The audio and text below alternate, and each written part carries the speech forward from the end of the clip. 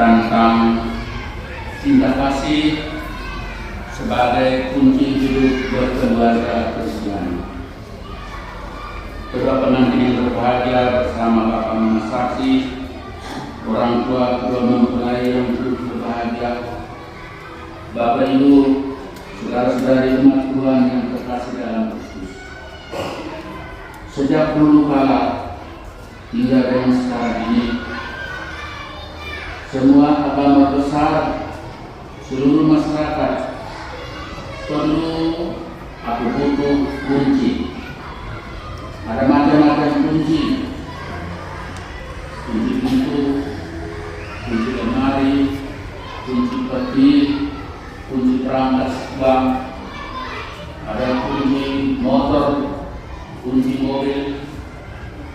Dalam hidup sosial masyarakat ada orang-orang kunci, kelompok-kelompok kunci.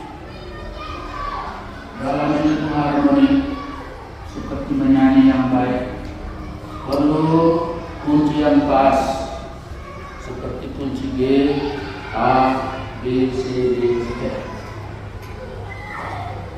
Tanpa kunci hidup manusia bahkan tidak tetap, tidak berfungsi. Dalam masyarakat kita, kunci itu dirubah. Kunci itu ada angka-angka.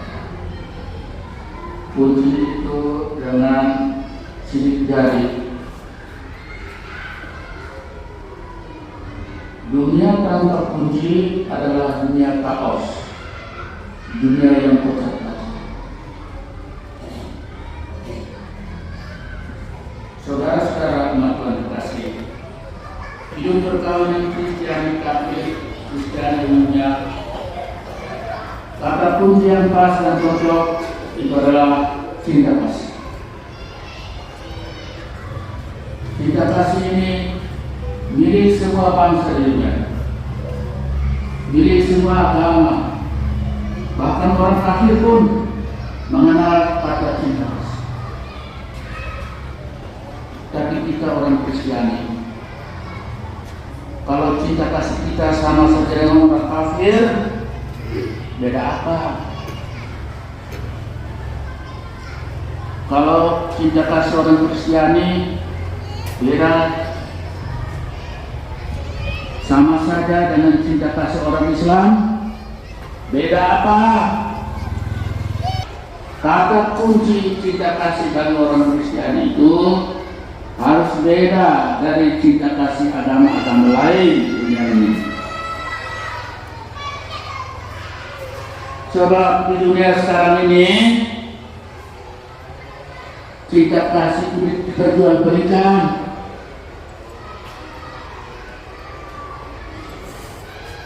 Sehingga cinta kasih itu ada nilai pincisan. Satu orang datang dengan 10 juta, itu cinta kasih 10 juta. Satu orang datang dengan 100 juta, itu bilang cinta kasih besar. Satu orang dengan 1 miliar, kita bilang ini yang besar. Mulai cinta kasih orang Kristiani antara kaya dan miskin, antara orang pintar dan bodoh, antara yang pangkat dan tidak berpangkat, harus berdasarkan apa? Ad maiorem Dei gloria. Demi nama Bapa, Putra dan Roh Kudus.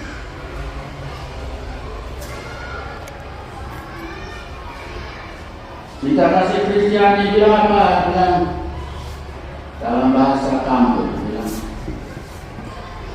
Analika amang Roma, Analika onman Yesus Kristus, Analika Roh Kudus, siap kenal. Dalam bahasa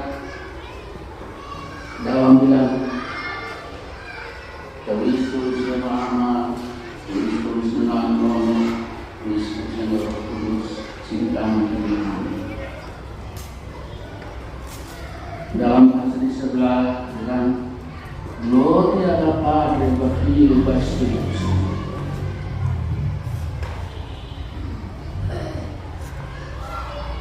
Dan ini diperjuangkan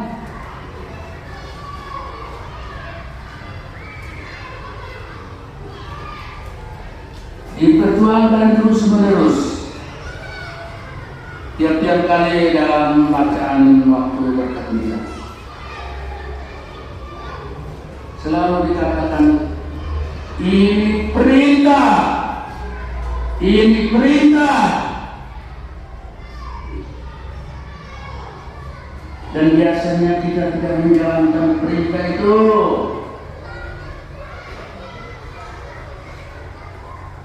Kalau perintah itu artinya wajib. Cinta kasih itu wajib. Kalau ada wajib, itu artinya dia wajib. Tapi cinta kasih itu wajib di dunia dan wajib dari Tuhan. Kalau kita wajib, seperti pemerintah wajib, seperti tulis tentara wajib, tapi itu wajib di dunia ini. Cinta kasih itu wajib perintah Tuhan Yesus, karena Tuhan Allah campur di dunia ini. Dan kita bilang begini,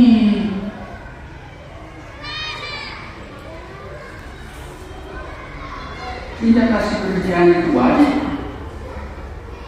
Dan demi nama Allah Bapa, Allah Putra, Allah Roh. Sekarang ini cinta kasih diperjualbelikan dengan ilmu pengetahuan, dengan pangkat.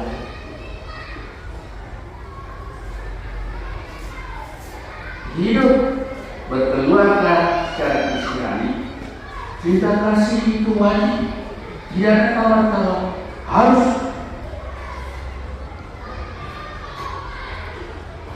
Dan diperjualbelikan, tidak boleh. Kata kunci itu, karena itu kunci hidup rumah tangga itu wajib oleh bapak, mama dan anak-anak wajib. Tapi kalau kunci itu diserahkan kepada yang lain-lain, ini kan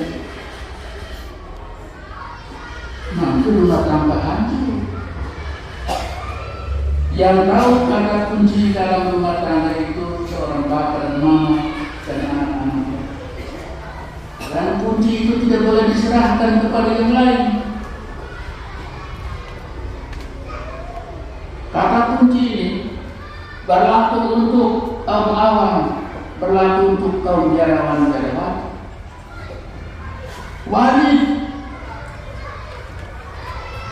Tuhan Yesus punya kata yang satu dan sama, ditujukan kepada yang berkeluarga, ditujukan kepada yang rohaniwan. Jadi kunci itu masing-masing pegang. Saya berseloroh kalau kata kunci itu keluarga ini bisa serahkan kepada yang lain, tentu rumah tangga ini hancur dulu. Seperti yang berdua bertolak akal, habis dan habis, kata kunci yang satu dan sama, adalah wajib. Kalau kunci diserahkan kepada yang lain, itu baik berkeluarga maupun yang berdua, namanya mundur tanpa berita, muntaber.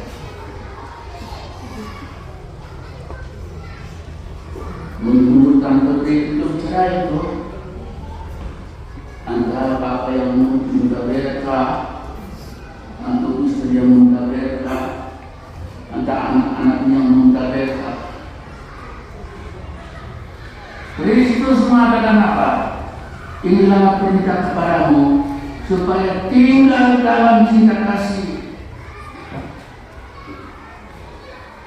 Tinggal dalam cinta kasih.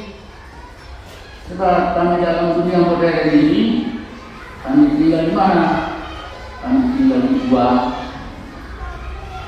tinggal di pantai, tinggal di kemajuan-kemajuan dunia ini, tinggal dalam ilmu pengetahuan.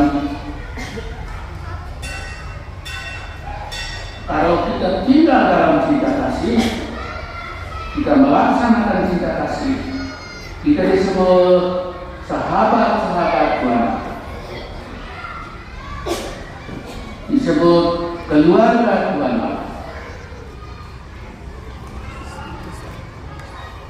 Jadi secara acak berkeluarga itu hal Roma menjadi sahabat Tuhan Allah. Wajib kita disebut sahabat Tuhan Allah, meskipun kita ini ada Cleo 1.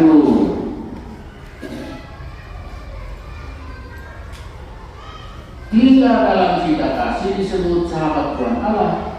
Kita tidak disebut sebagai hamba, karena hamba dia tidak tahu Tuhan apa yang Tuhan kerjakan. Oleh karena itu sakramen perkawinan itu kudus, karena sahabat Tuhan Allah. Sakramen lain juga kudus.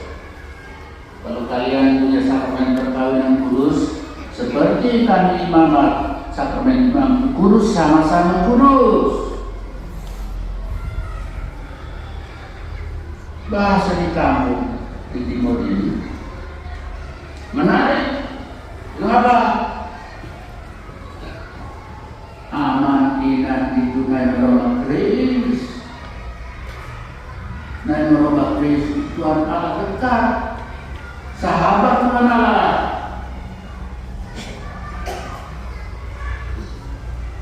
Bapak mama itu luli. Dan ini berita baik untuk sakramen perkawinan juga untuk kami sakramen imamat, sama-sama kudusnya, luli.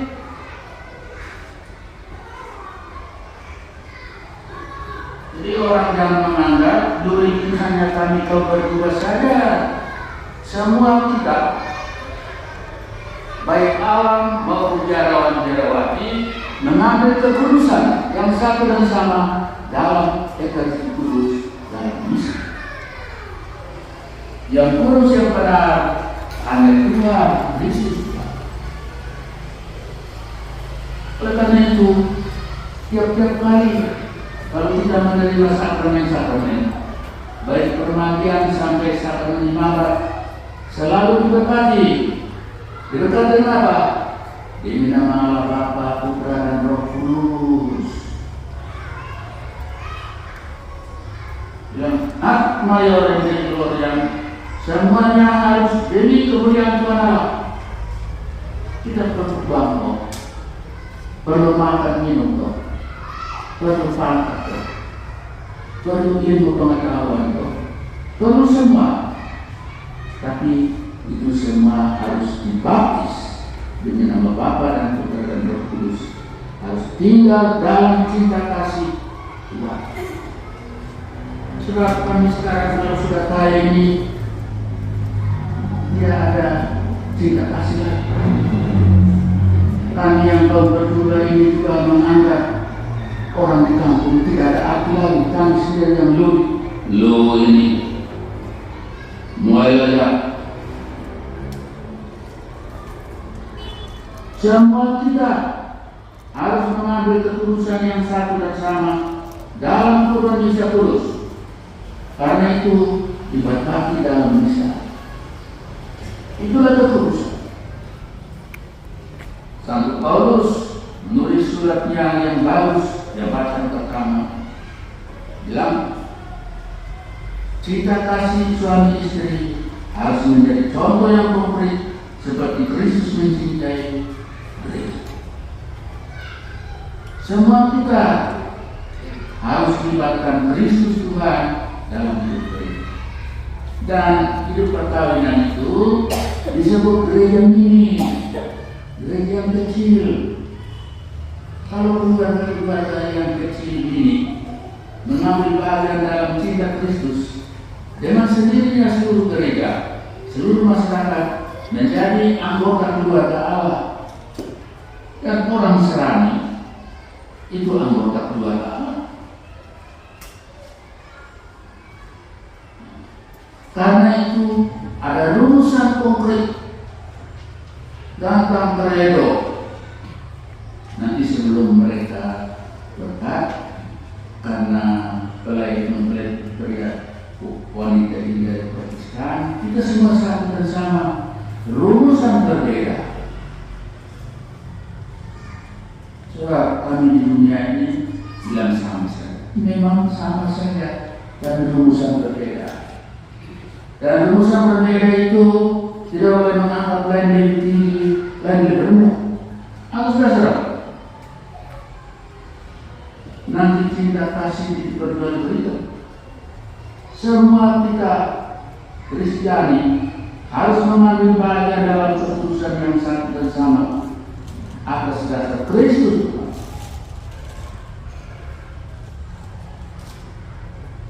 Dan ini perintah dan wajib.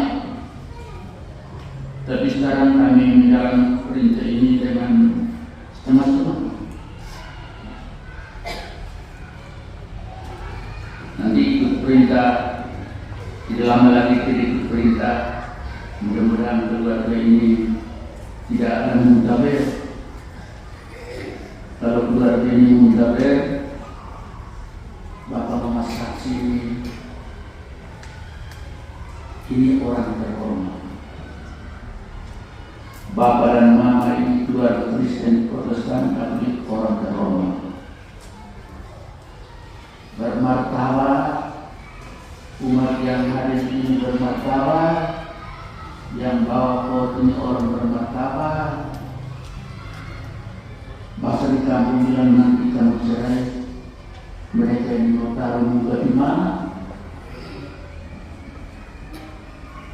Bahasa di kampung bilang poin kasar, muka tidak naik. Dan kami yang pastor ini yang berkat, nanti kami mau taruh muka di mana? Apalagi ini pastor sudah tua bangka ini, mau taruh muka di mana? Tapi sebelum saya bangkai, saya sampaikan kepada sekumpulan, bahwa kalau ini suci, kurus, apa yang dipersatukan Tuhan Allah tidak boleh diceraikan oleh manusia. Memang saya sudah tua bangka, tapi sebelum saya bangkai, saya sampaikan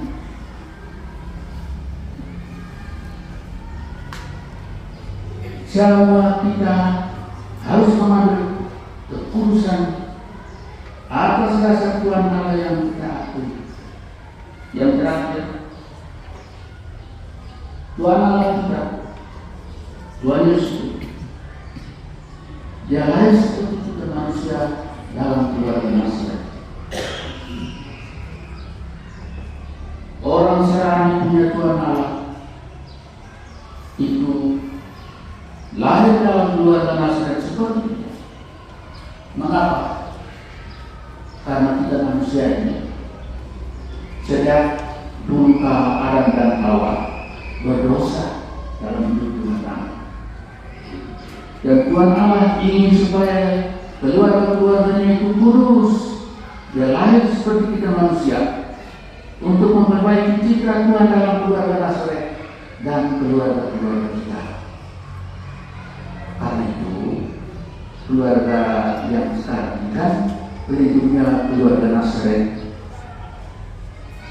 Yosef, Maria, dan Kristus di dalam itu ajaran gereja Kristiani, bukan hanya Katolik tapi Protestan satu dan sama.